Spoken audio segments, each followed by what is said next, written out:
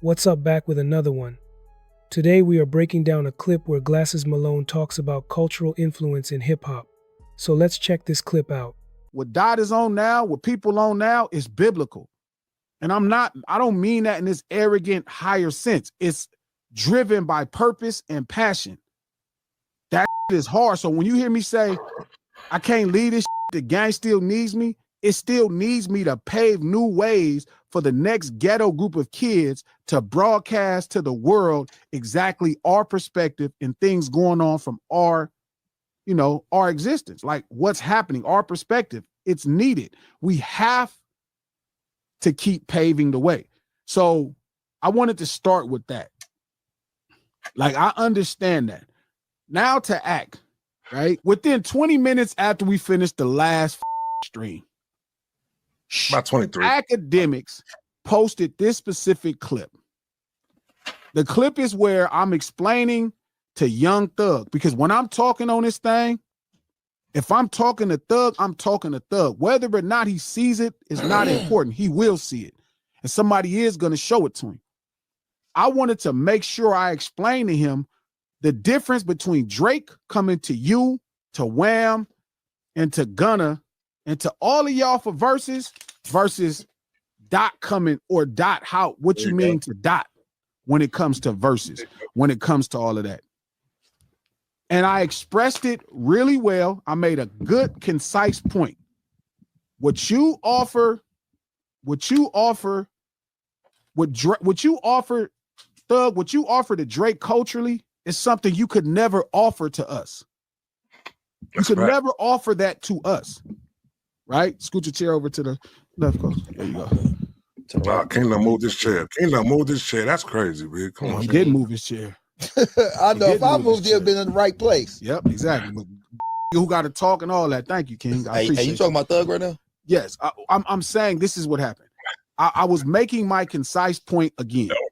I know. The reason Drake doubles back to you guys so much, to Wham, shout out to Baby, shout out to Gunna, shout out to Thug, shout out to that whole pack of brothers that bring a level of street urban culture in modern Atlanta.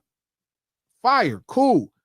But when Drake reaches out to you, right, it's not just for the sake of a record, it's because you give him cultural cachet.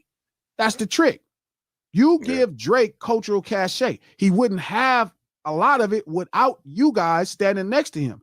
You make him look the culture. The point I was making was, when it comes to Dot, you don't give that to us. And that's what I was saying in that clip. You don't give us cultural cachet. And when I say us, I mean that grew up like us. You can't give YG cultural cachet. You can't give Kendrick cultural cachet. You can't give Schoolboy Q culture.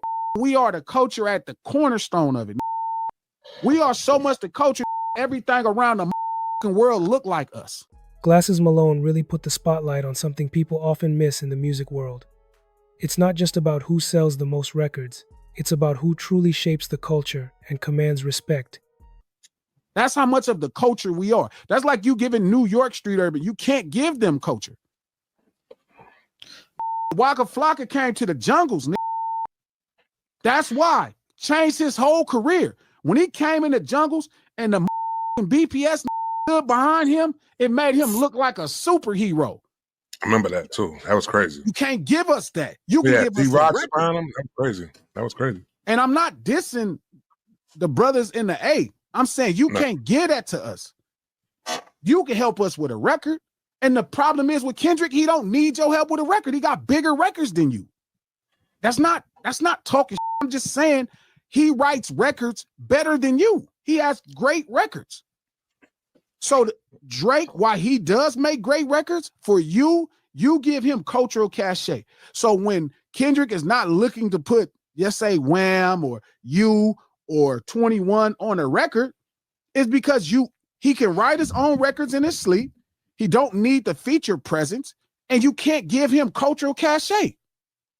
Drake, even though he can handle the record on his own, you give him cultural cachet out of this world. That was the point I was making when Act took that clip. So Act takes that clip within 20 minutes of the stream ending and posts on his Instagram. I'm not tripping. That's just exposure. Shout out to Act for even paying attention, catching it, you know what I mean, and posting it. You know what I'm saying? Cool. Shout out. Cool. I mean, it's gonna go downhill. Sure. I told you why he did it, though. I told you why he did it. Sure. But the live, now he does a live after, and on the live, now it's like Glasses Loke is delusional. The only person they got popping is Kendrick. Then he goes down this rant of why YG, right? Oh, well, what did YG last album sell? Or Tyler or Doja Cat, they not this. If we wasn't selling 2 records, we would beat them. I don't think you understand this, and that's the thing, Act, you got to get about culture. When you really that Act, it's the reason I could walk through Newark, Act, and be that right now, Act, without selling no records. Glasses Malone is highlighting the difference between cultural influence and commercial success in the music industry, explaining how some artists contribute to the credibility of others while some already embody the culture themselves. He points out that major stars like Drake often seek out collaborations not solely to create a song, but to gain cultural validation, a form of respect and authenticity that certain artists bring naturally.